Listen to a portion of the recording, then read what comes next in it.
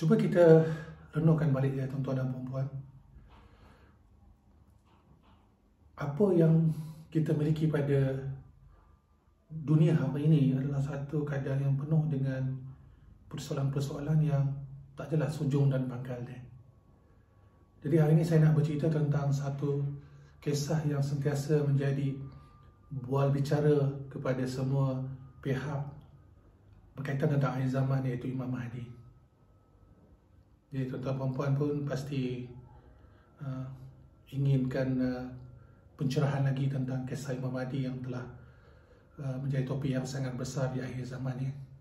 Semua menantikan kedatangan beliau, dan begitu banyak perkembangan-perkembangan semasa yang telah pun diterjemahkan dalam berbagai-bagai video tentang persoalan Imam Mahdi. Bagi tuan-tuan dan puan-puan yang mengikuti video-video saya sebelum-sebelum ini, pendekatan saya sangat berbeza ya, daripada media-media yang sedia ada, daripada pengkaji-pengkaji akhir zaman yang sedia ada. Kerana saya bukan ingin menyalahkan ataupun menidakkan pandangan yang lain, tetapi saya lebih meletakkan pendekatan kepada fakta, kepada practicality, kepada sesuatu yang berteraskan kepada sumber yang asas, yakni daripada Al-Quran dan daripada penjelasan daripada sunnah junjungan besar Nabi Muhammad SAW. Jadi bila kita bercerita tentang kisah Imam Mahdi, maka akan dapat kita lihat, buka sajalah ya di YouTube, akan ada satu hamba Allah yang mempunyai nama yang sebagaimana nama Rasulullah. Nama ibu dia pun sama dengan nama ibu Rasulullah, bapanya pun nama sama dengan Rasulullah, keilmuan dia sama sebagaimana Rasulullah. Jadi itu diterima pakai secara umum di seluruh dunia. Dunia Islam bercerita perkara yang sama. Jadi dia akan ada di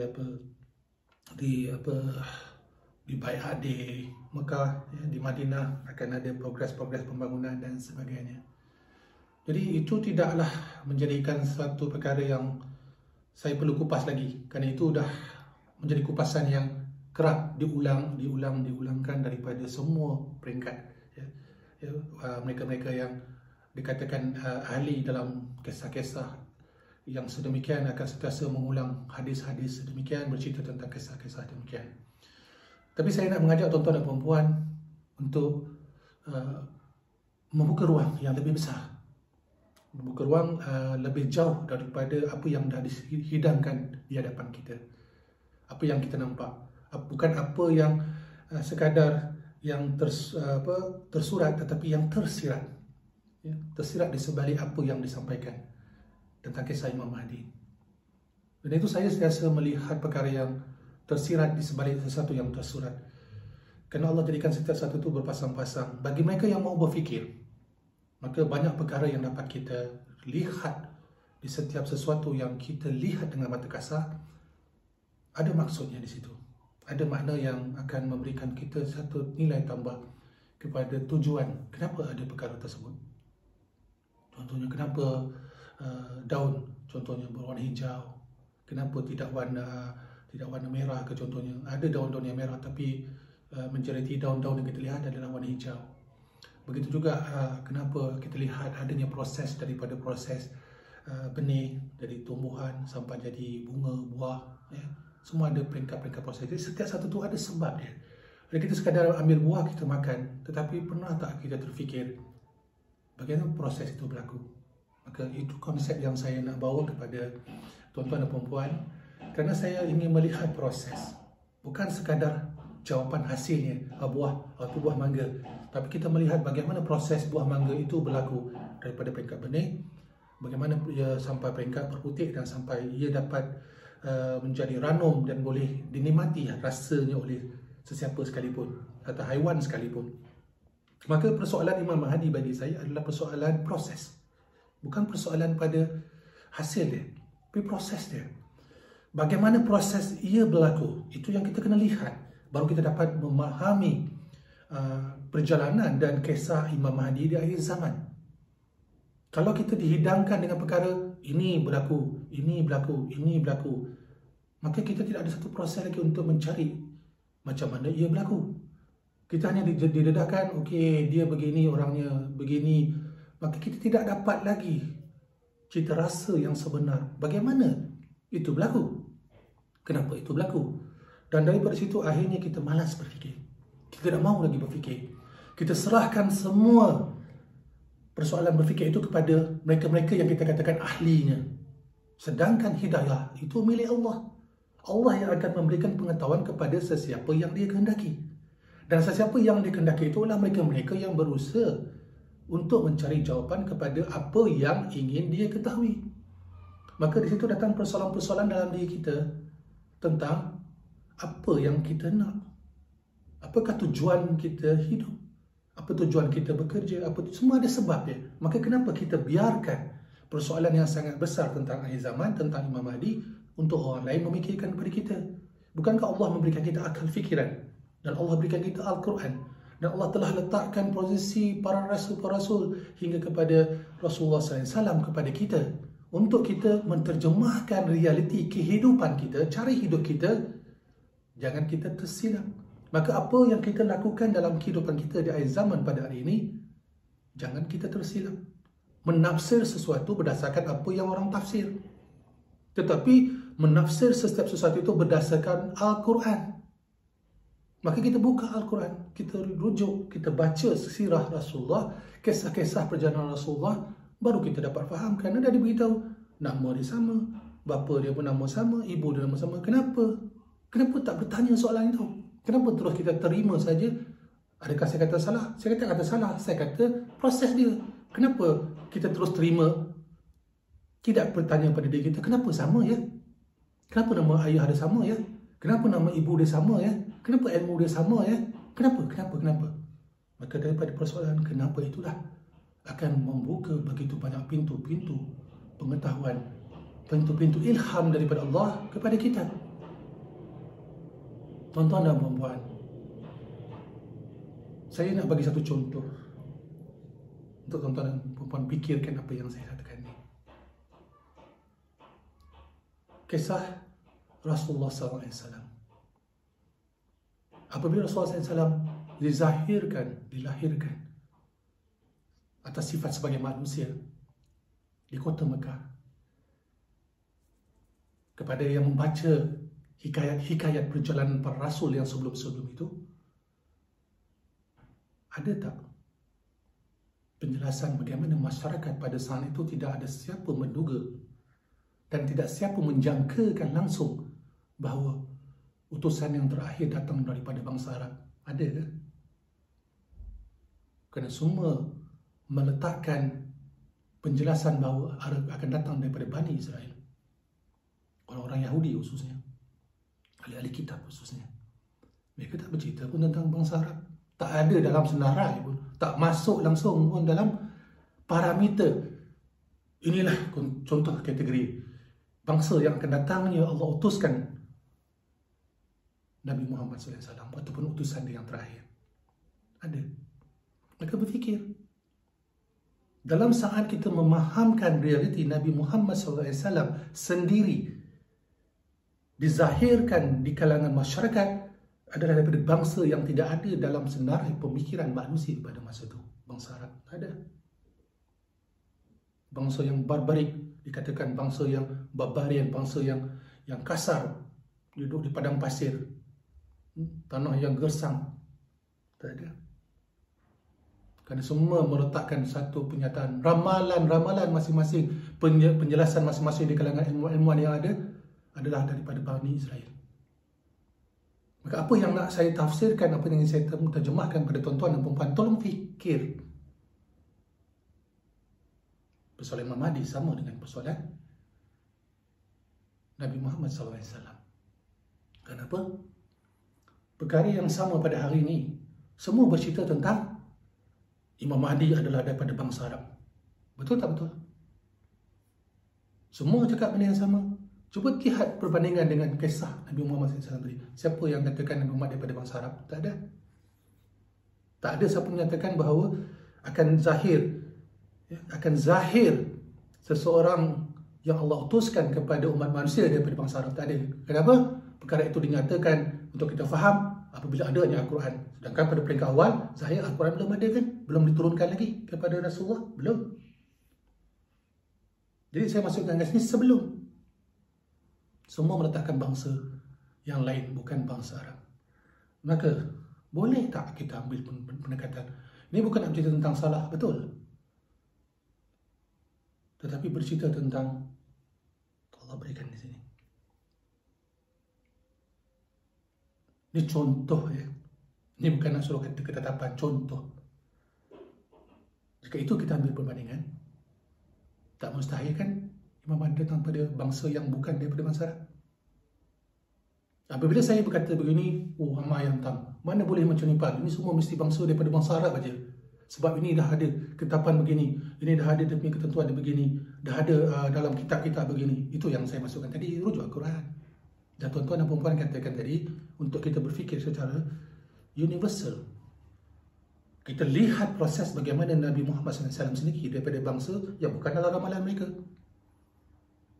Jadi apabila Nabi Muhammad SAW berada di kalangan masyarakat yang bukan dikatakan bangsa yang sepatutnya bagi mereka, tapi sepatutnya bagi Allah, itu ketentuan daripada Allah.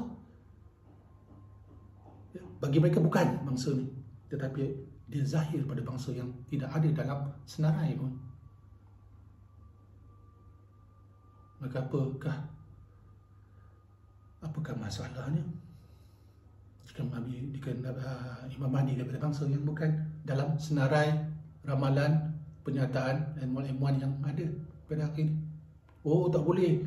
Kenapa? Ini akan bertentang dengan persoalan akidah dan iman. Betul ke?